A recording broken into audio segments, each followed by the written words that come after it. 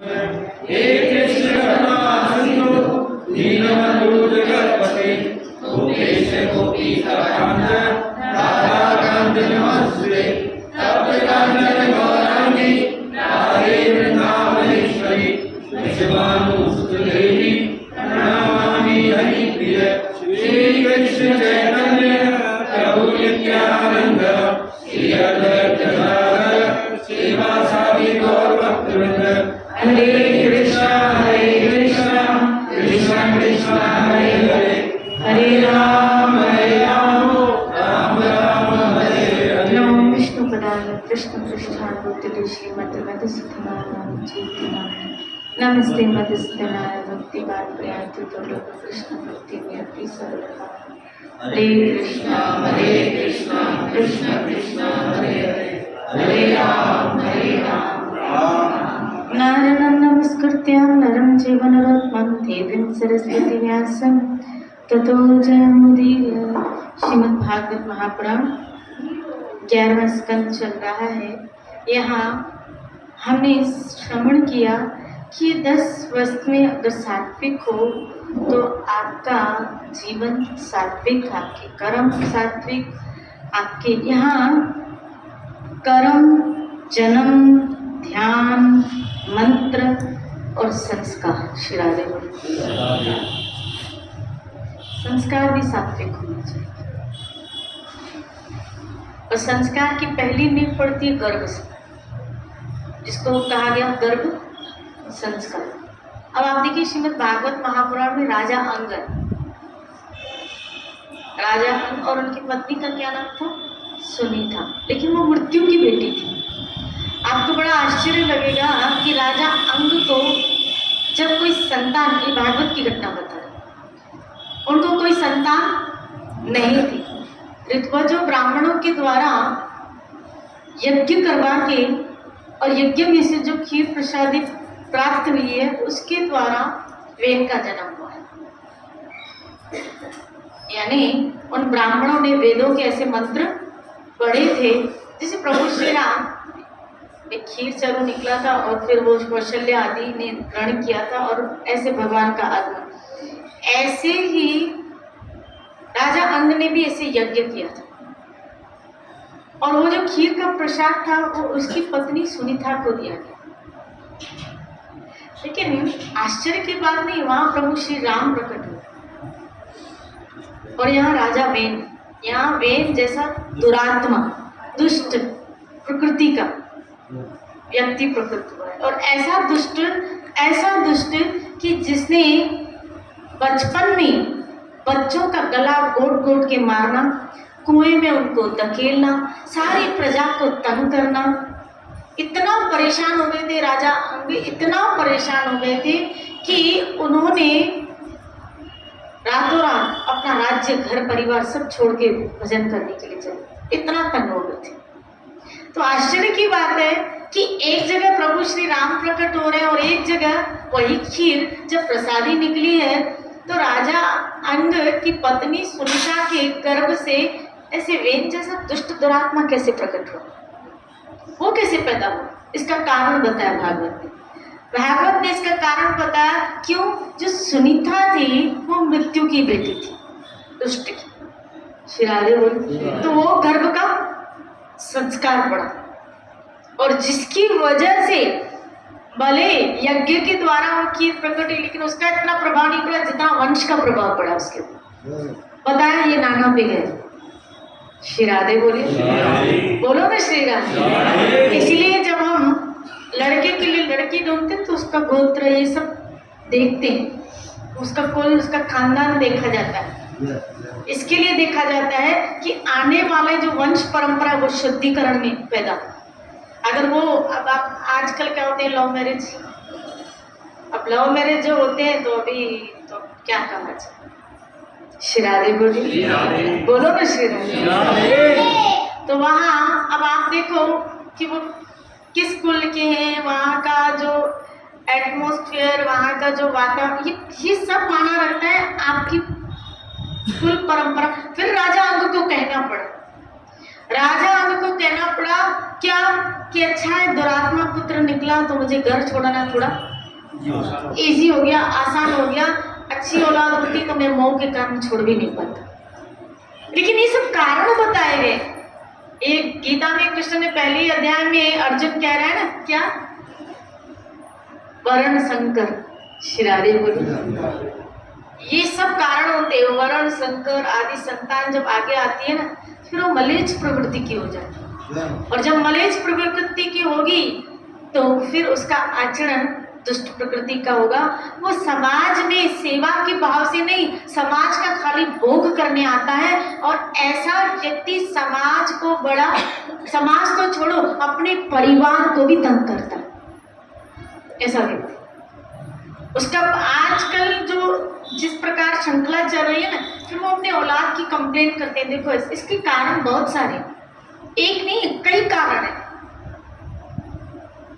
ये सब माना, इसलिए यहाँ पे बताया आपके संस्कार शुद्ध होने चाहिए, सात्विक होने चाहिए। फिर आगे बोले ये सब चीजें आपकी भक्ति के ऊपर, आपके सात्विक होने पर। अब कई बच्चे देखो बाय बर्थ बचपन से बड़े सात्विक होते, शांत, जहाँ बिठा दो बैठ जाए। और कई बच्चे बचपन से उद्दंड होते, जेलसी स्वभाव के, अपनी चीज किसी को, अब इनको किसी ने सिखाया, उनको किसी ने सिखाया नहीं, उनके माता पिता ने तो उनको, ये उनके पूर्व के संस्कार। श्री राधे बोले, बोलो ना श्री राधे। तो सब माना रखता है, ये सब चीजें माना रखती है आपके सात्विक होने। संस्कार बड़े माना, हमारे यहाँ कितने संस्कार बताए? 16 संस्कार, जिसमें बच्चे का गर्भ संस्कार, अन्न प्रक्षालन संस्कार, जनेऊ संस्कार, सब भी आते हैं चीजें और सब माना रखती है। आपको पता है अन्न प्रक्षालन भी कैसे करना चाहिए? अन्न प्रक्षालन की भी विधि है। जब पहली बार बच्चा अन्न खाता, शिरारे बोले डाला, कहते हैं अगर यही अन्न प्रक्षालन की विधि संतों के मुख से कराई जाए तो उस बच्चे के अंदर सात्विक गुण उत्पन्न होते हैं। लेकिन हमें तो ये सब कुछ पता ही नहीं है।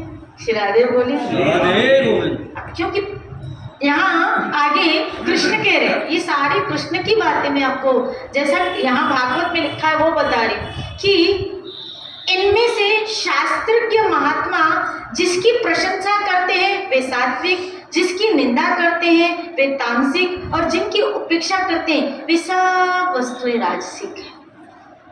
जो धर्मात्मा व्यक्ति है, जो सात्विक व्यक्ति है, वो शास्त्र के अनुसार विश्लेषण करता है। और जब शास्त्र के अनुसार उन संतों के द्वारा विश्लेषण होके आपके सामने प्रवचन के रूप में वो चीजें जब आती है तो फिर छटाई होती है। कौन सी चीजें सात्विक है, कौन सी चीजें तामसिक है और कौन सी चीजें राजसिक है। शिरादे बोले,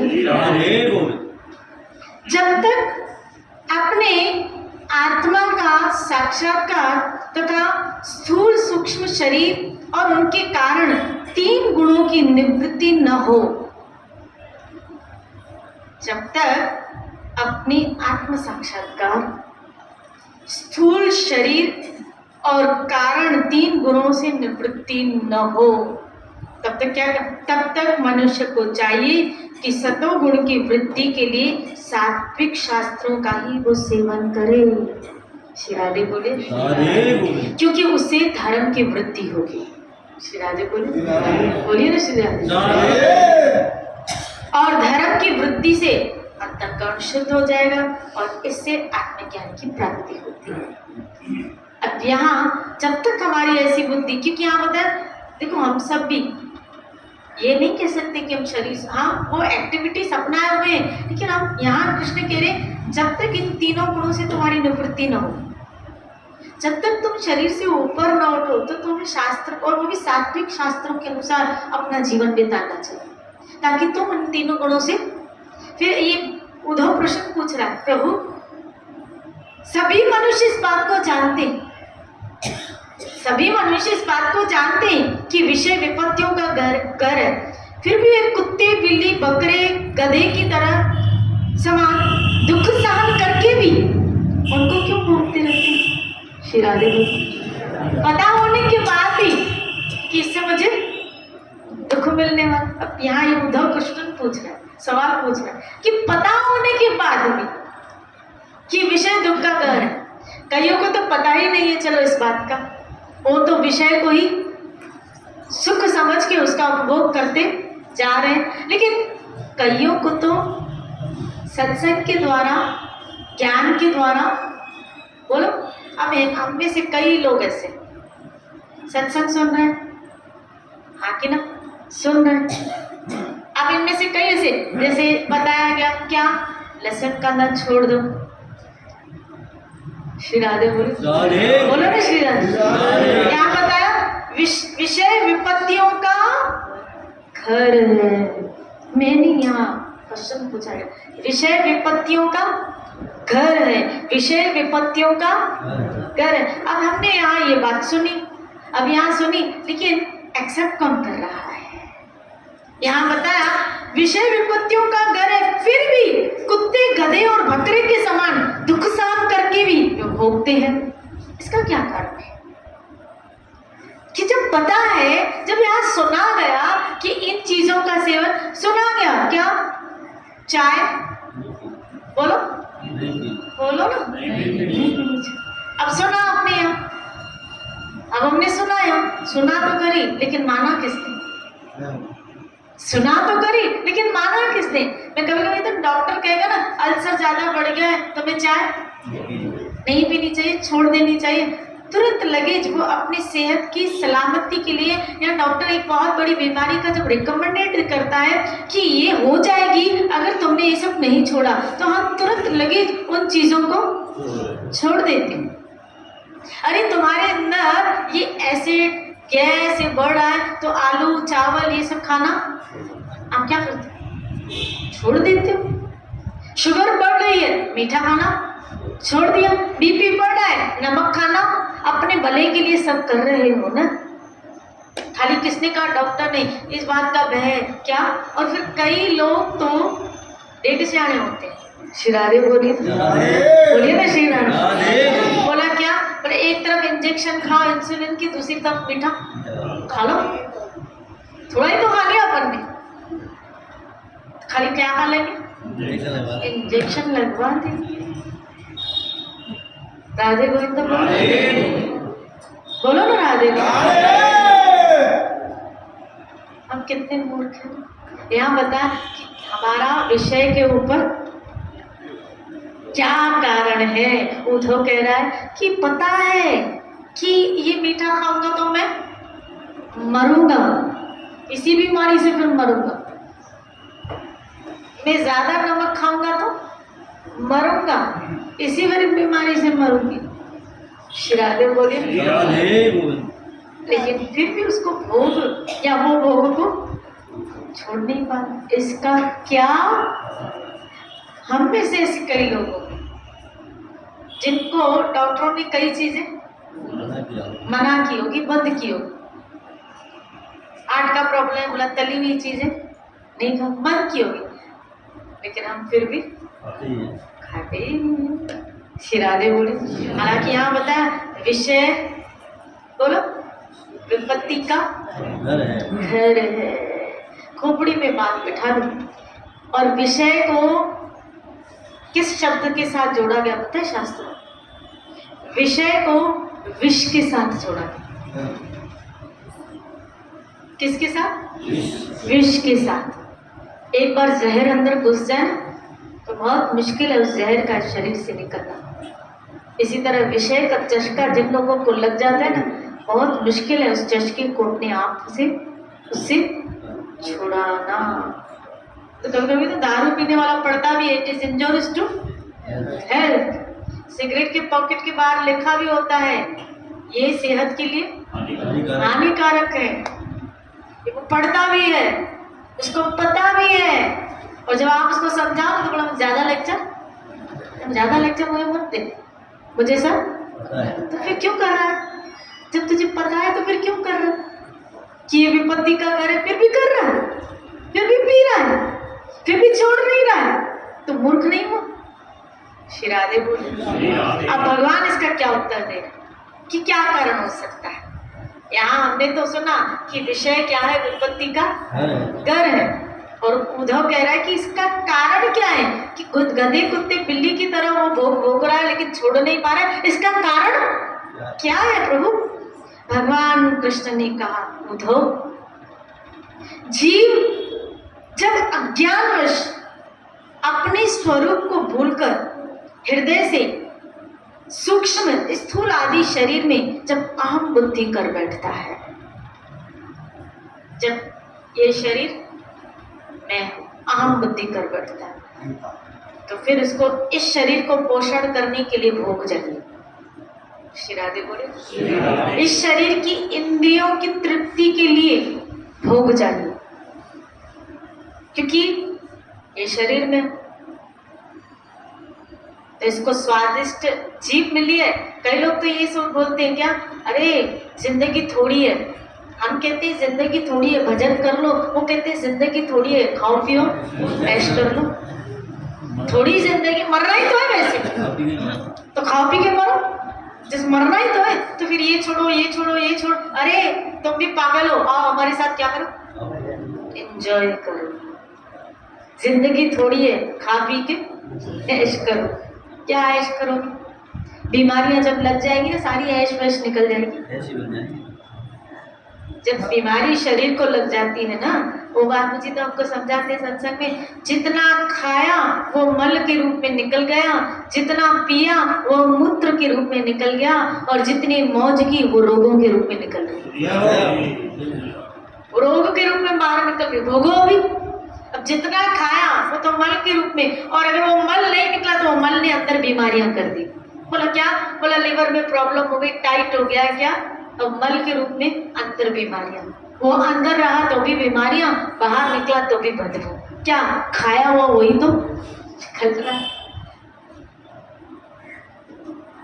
सारी मौज निकल जाती है। जब भगवान न करे, भगवान न करे, जब कोई बीमारी शरीर को लग जाती है, सारी मौज निकल, सारी मस्ती निकल जाती है, सारी मस्ती निकल जाती है। जब कोई बीमारी, सिवाय चिंता के बस यही टेंशन रहता है कि अब इस बीमारी से हम मुक्त कैसे हो,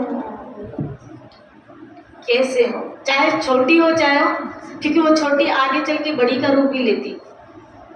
डॉक्टर कहते हैं अभी से प्रिकॉशन कर लो, देखो बॉर्डर पे क्या, अगर प्रिकॉशन नहीं लिया तो फिर बढ़ जाएगी।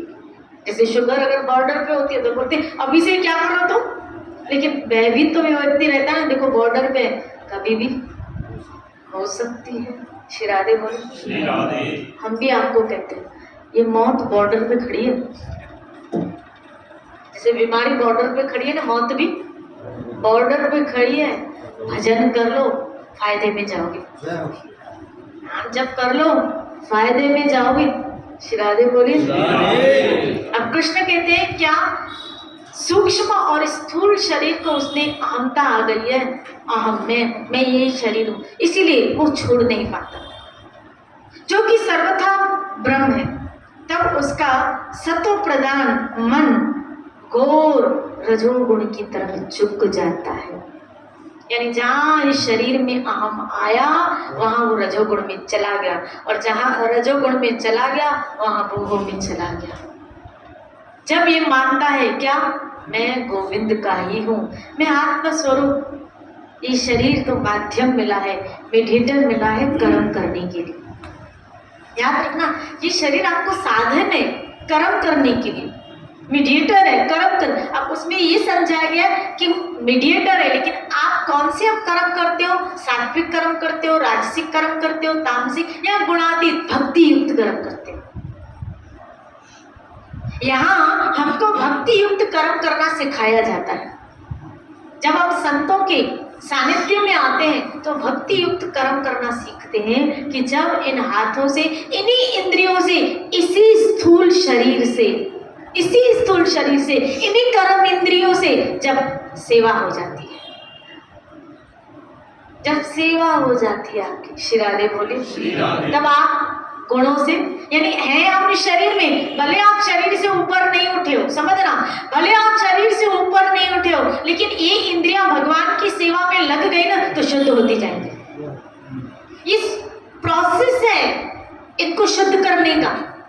नहीं तो ये भोग के द्वारा दूषित होती है और भक्ति के द्वारा शुद्ध होती है। भोग के द्वारा ये अशुद्ध होती है और अशुद्ध इंद्रियां हमेशा पाप की तरफ ही लेके जाती है। रजोगुण आया तो पाप की तरफ ही मन बहेगा ना। यहाँ शरीर में आम बुद्धि आ गई तो रजोगुण आ गया, रजोगुण आया तो मन पाप की तरफ न चाहते हुए, गीता कह रही है, गीता ने कहा, अर्जुन पूछ रहा है प्रभु न चाहते हुए भी ये मन क्यों पाप की तरफ बहता चला जाता है। कभी कभी हम नहीं चाहते फिर भी बहता चला जा रहा है। कृष्ण कह रहे अर्जुन इसका कारण रजोगुण का संपर्क है। रजोगुण के जब संपर्क में आता है तब उसकी मन की वृत्तियां पाप की तरफ बह जाएंगी। तमोगुण में तो कर ही बैठेगा। श्री राधे बोले रजोगुण में वृत्तियां आती हैं पाप की, प्रलोभन आते हैं सारे, ऐसा भोग भोगूं, ऐसा भोग, ये विचारों की धारा अंदर खचर पचर चलती रहती है। इसका कारण क्या है? जब ऐसा चले तो समझ लेना मेरा मन कहाँ गया है, रजोगुण में गया है। जब अंदर विचारों की धारा पाप कृत्यों में चलती जाए तो समझ लेना इस मन के ऊपर रजोगुण का प्रभाव आ गया। हे हरि मुझे बचा लीजिए, हे गोविंद मुझे बचा लीजिए, मेरा मन भोग की तरफ जा रहा है। श्री राधे बोलिए। अब यहाँ कैसे किया जाए? फिर अपने आप को शुद्ध करने के लिए इन इंद्रियों को भगवान की सेवा में लगाइए। देखो बार बार मन जाएगा, बार बार मन जाएगा, आपको खींचना इस इंद्रियों को। मन कैच में नहीं आएगा लेकिन इंद्रियां आपके हाथ में आएगा। मन कैच में नहीं आएगा। मन को तो सुधारेगा सत्संग, मन सुधरता है संवरता है सत्संग से। लेकिन इंद्रियां, क्योंकि अभी आप घर जाओगे, अब घर में जो एक्टिविटीज करोगे, आप दुकान जाओगे, दुकान में जो अभी उस वक्त अपने आप को देखो, क्रिया रजोगुण की है लेकिन अपने आप को सतोगुण में रखना है। कार्य जो आप क्रियाएं कर रहे हो वो सब रजोगुण प्रधान है, लेकिन उसको सात्विक कैसे बना ये आपके ऊपर। अपने आप को सतोगुण इसी शरीर के द्वारा, इन्हीं कर्म इंद्रियों को जब तक आप भगवत सेवा से नहीं जोड़ोगे ये शुद्ध होने वाली नहीं है, याद रखिए। श्री राधे बोले। इसीलिए हम कृष्ण कह रहे हैं क्या, मन घोर रजोगुण की तरफ झुक जाता है। कब? जब ये शरीर में अहंता आ जाती है कि मैं ये कौन हूँ, बोलो मैं ये शरीर हूँ। खाली ये आ जाए ना मैं कृष्ण का, बात बन जाए। मीरा की बात बन गई, मैं गोविंद की, मेरो तो मैं गोविंद क्यों, बात बन गई। अभी हम कह रहे हैं मैं ये, तो मैं तो ये मैं अपने आप को संवारना चाहता है, ये मैं अपने आप को संवारना चाहता है। फिर इसको अच्छे अच्छे वस्त्र भी चाहिए, फिर इसको अच्छे अच्छे खाद्य पदार्थ भी चाहिए, फिर इसको टेस्टी टेस्टी चीज़ें भी चाहिए, फिर इसको क्या क्या नहीं चाहिए। क्यों? मैं है ना। श्री राधे बोले। इस मैं को फिर बहुत कुछ चाहिए रहता है। उसका सत्व प्रधान मन, देखो अब यहाँ पता है, एक शब्द पे ध्यान दीजिए, उसका सत्व प्रधान मन, यानी मन रजोगुणी तमोगुणी नहीं है, मन सतोगुणी। आश्चर्य। मन रजोगुणी तमोगुणी नहीं है।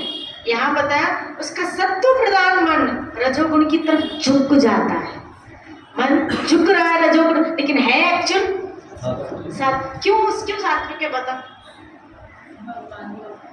बिल्कुल, क्योंकि गीता में कृष्ण ने कहा इंद्रियों में मैं मन हूं।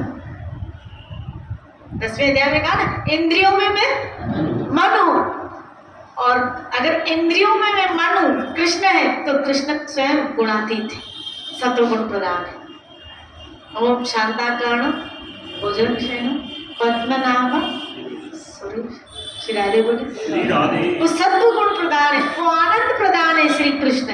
अगर वो इंद्रियों में मन है तो कृष्ण, अगर मन है तो वो रजोगुण में कैसे हो सकता है? वो सत्व प्रदान है, लेकिन अब अहंता आने के कारण वो झुक कहाँ गया है?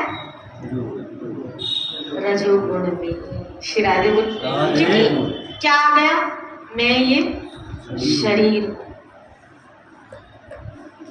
श्रील प्रभुपाद जी तो कह रहे हैं, कहते हैं कि आपकी भक्ति स्टार्टिंग तब होती है जब आप अपने आप को शरीर से पर होते हैं। उन्होंने तो ऐसे कहा, शुद्ध भक्ति का श्री राधे बोल, बहुत उच्च स्थिति है, मैं मानती हूँ, लेकिन कम से कम हम इतना तो इनर स्टेज पे ये तो कर सकते हैं कि अपनी इंद्रियों को शुद्ध करने के रास्तों को अपनाएं।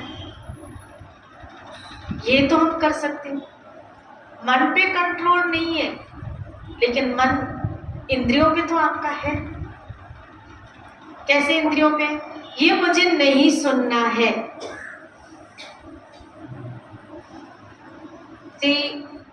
चाहो तो आप उन कानों को उस वक्त बंद भी कर।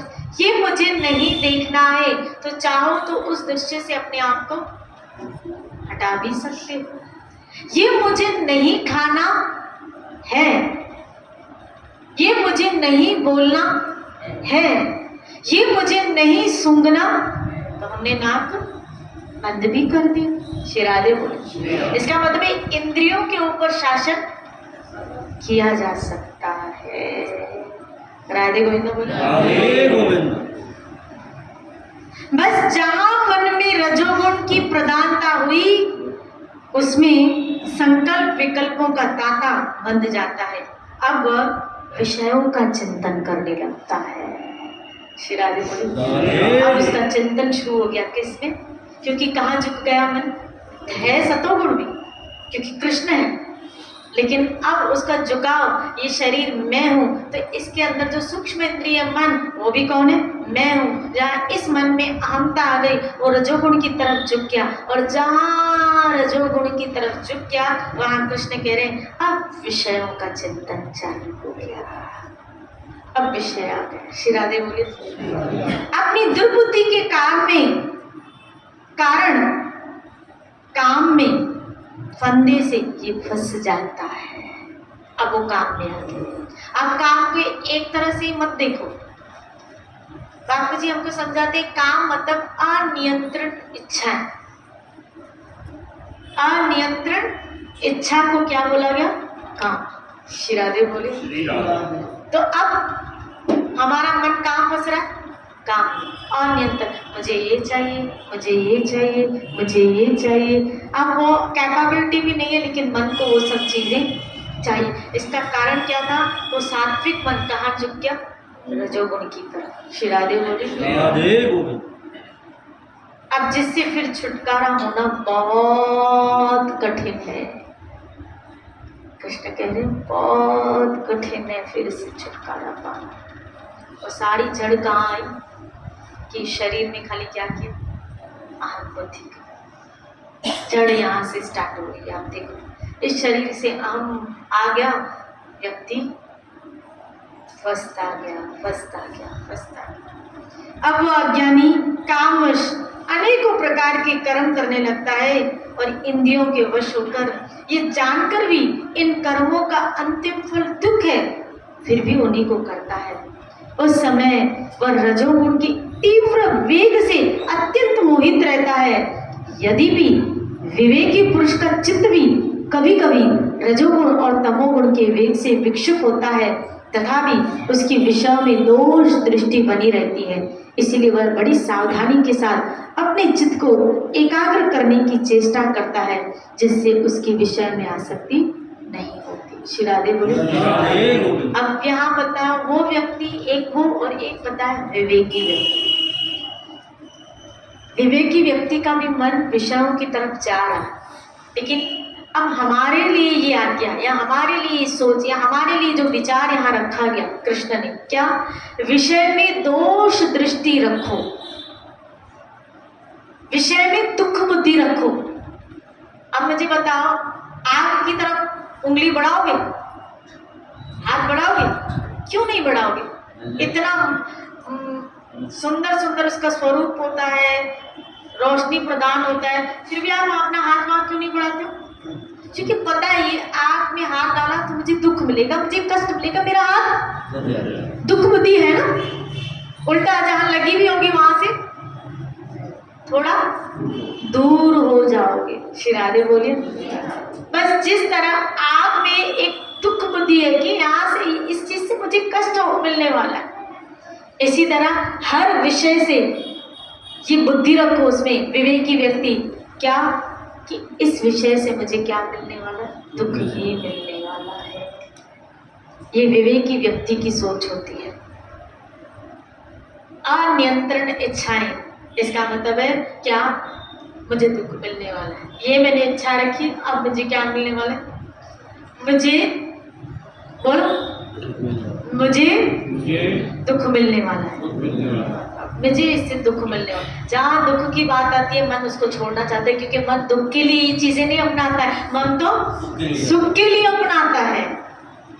मन को उससे सुख मिलने की एक भावना बनी रहती है तभी वो अपनाता है। लेकिन जब आप विवेक से उसको समझाओगे कि देख तू उसको लेना चाह रहा है पर इसमें सुख नहीं, इसमें तो दुख है, तब जब विवेक उसको समझाता है मन को इसमें दुख है तो तुरंत मन उस चीज को त्याग देता है, छोड़ देता है। श्री राधे। इसका मतलब है जब उस विषय में, जब इस वस्तु में, जब उस अनियंत्रण कामनाओं में दुख बुद्धि आएगी तभी आप उन विषयों को छोड़ पाओगे, क्योंकि मन कभी दुख को पकड़ता नहीं है। श्री राधे बोली। हर विषय के लिए मन को ये समझो इसमें क्या है, देख दुख तुझे अभी नजर आ रहा है बेटा सुख, लेकिन इसकी तह तक जाओ। उस विवेकी व्यक्ति ये कर सकता है, बाकी नहीं। श्री राधे बोले। यहाँ विवेकी व्यक्ति के लिए कहा, और बात ये सत्य भी है, जिसका विवेक प्रबल होगा वही अपने मन को समझा पाएगा, नहीं तो मन उसको समझाएगा। अरे भोगले कर ले, इतना मजा है, तू भी आ जा। और विवेक को भी वो मार देता है, विवेक भी बह जाता है। श्री राधे बोले। मन थोड़ी विवेक की बात, ये तो जब विवेक बहुत प्रबल हो तब जाके वो मन को पकड़ पाता है। श्री राधे बोले। इसीलिए साधक को चाहिए कि अपनी प्राण वायु पर विजय प्राप्त कर अपनी शक्ति और समय के अनुसार सावधानी से धीरे धीरे मुझ में अपना मन लगाए।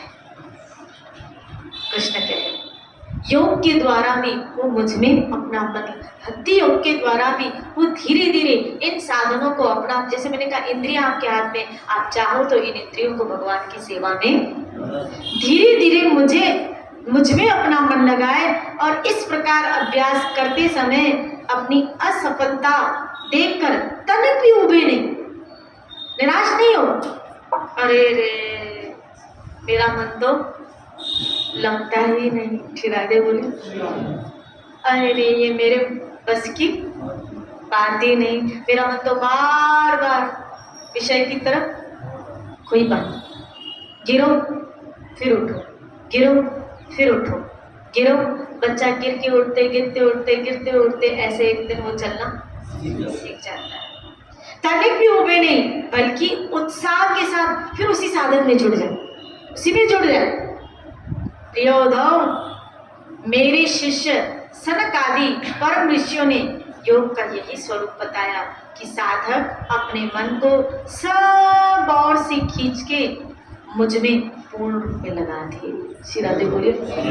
बस हमको भी यही प्रैक्टिस करनी है, थोड़ी मेहनत करनी है, अपने आप को सब जगह से। मैं कल ही वचन सुन रही थी, यहाँ पढ़ रही थी कहीं, उसमें लिखा था अब मौका आ गया है, ऐसा अब मौका आ गया, अब समय आ गया। बोला क्या? बोला अब समय आ गया सब जगह से अपने आप को हटाने का।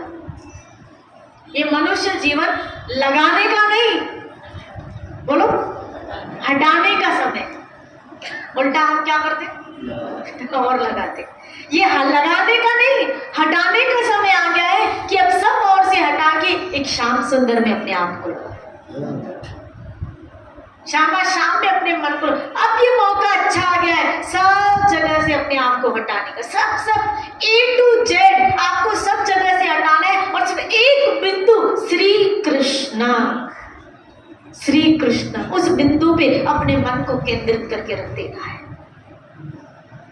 हमारा उठना, हमारा बैठना, हमारा सोना, हमारा खाना, हमारा पीना, हमारा चलना, हमारा फिरना मात्र कृष्ण बन जाए, तब हमारी बात बन जाए। इस तरह, इसीलिए यहाँ भी कृष्ण कह रहे सब जगह से अपने आप को हटाए, अपना विश्लेषण करो क्या कि अभी तक मैंने किस किस से अपना मन हटाया, और अगर नहीं हटाना तो कृष्ण से प्रार्थना करो, हे गोविंद इतनी कृपा करो क्या मेरा मन सब जगह से हट के आपके श्री चरण कमलों में लग जाए, आपकी भक्ति में लग जाए, आपकी सिमरन में लग जाए, आपकी सेवा में लग जाए। कहीं ऐसा ना हो किसी व्यक्ति वस्तु में अटक गए हम प्रभु, हमारा मन चला गया और उस वक्त मेरी मौत आ गई तो फिर मुझे जन्म लेना पड़ेगा, मेरा किया कराया सब चला जाएगा प्रभु, क्या मुझे फिर इस जगत में दुख भोगने के लिए आना पड़ेगा, फिर जन्म लेना पड़ेगा।